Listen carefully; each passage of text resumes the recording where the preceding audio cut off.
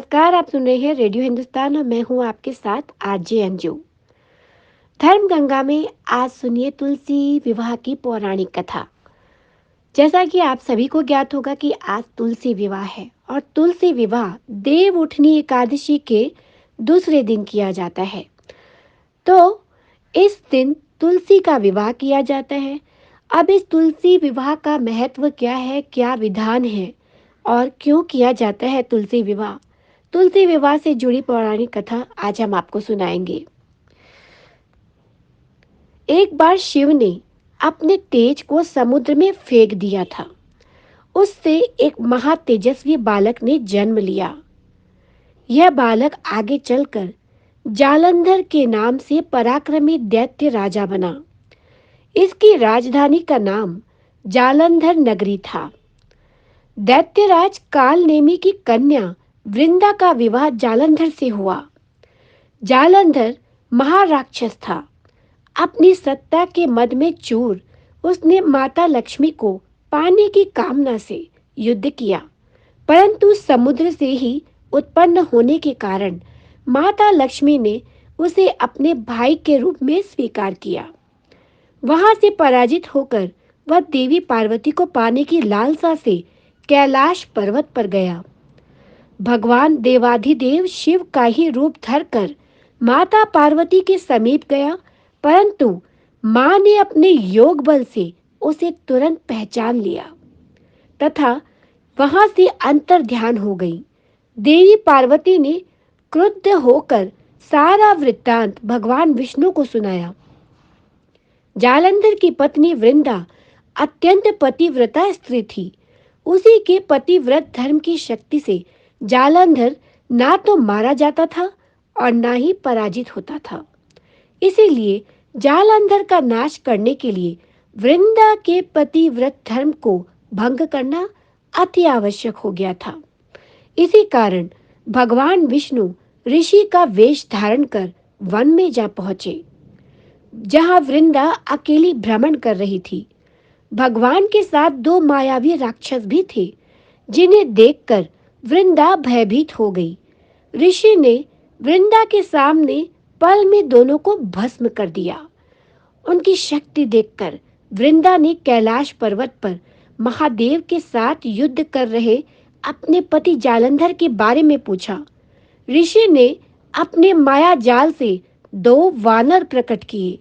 एक वानर के हाथ में जालंधर का सिर था तथा दूसरे के हाथ में धड़। अपने पति की यह दशा देखकर वृंदा मूर्छित होकर गिर पड़ी। होश में आने पर उन्होंने ऋषि रूपी भगवान से विनती की कि वह उसके पति को जीवित करे। भगवान ने अपनी माया से पुनः जालंधर का सिर धड़ से जोड़ दिया, परंतु स्वयं भी वह उसी शरीर में प्रविष्ट कर गए। वृंदा को इस छल का तनिक भी आभास न हुआ। जालंधर बने भगवान के साथ वृंदा पतिव्रता का व्यवहार करने लगी, जिससे उसका सतीत्व भंग हो गया।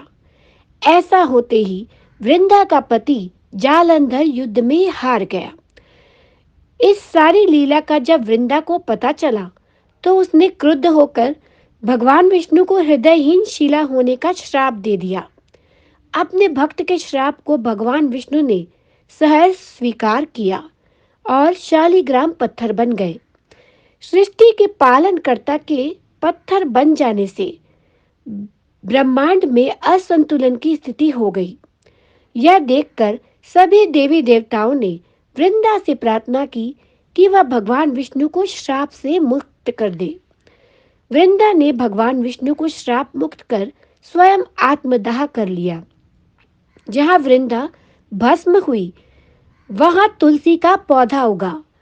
भगवान विष्णु ने वृंदा से कहा, हे वृंदा, तुम अपने सतीत्व के कारण मुझे लक्ष्मी से भी अधिक प्रिय हो गई हो। अब तुम तुलसी के रूप में सदा मेरे साथ रहोगी। तब से हर साल कार्तिक महीने के देव उठनी एकादशी का दिन तुलसी विवाह के रूप में मनाया जाता है। जो मनुष्य भी मेरे शालिग्राम रूप के साथ तुलसी का विवाह करेगा, उसे इस लोक और परलोक में विपुल यश प्राप्त होगा। उसी दैत्य जालंधर की यह भूमि जलंधर नाम से विख्यात है। सत्यवृंदा का मंदिर मोहल्ला कोट किशनचंद में स्थित है। कहते हैं कि इस स्थान पर एक प्राचीन गुफा भी थी जो सीधी हरिद्वार तक जाती है। सच्चे मन से 40 दिन तक सत्यवृंदा देवी के मंदिर में पूजा करने से सभी मनोरथ पूर्ण होते हैं। जिस घर में तुलसी होती है वहां यम के दूत भी फटक नहीं सकते। मृत्यु के समय जिसके प्राण मंजरी रहित तुलसी और गंगा जल मुख में रख कर निकल जाते हैं, वह प्राणों से मुक्त होकर बैकुंठ धाम को प्राप्त होता है। जो मनुष्य तुलसी व आंवलों की छाया में अपने पितरों का श्राद्ध करता है, उसके पितर मोक्ष को प्राप्त हो जाते हैं। तो अब मैं लूंगी अनुमति, धर्म गंगा में आगे कोई नए विषय पर आपके साथ चर्चा करूंगी। तो करते रहिए काम और लेते रहिए प्रभु श्री राम का नाम। नमस्कार।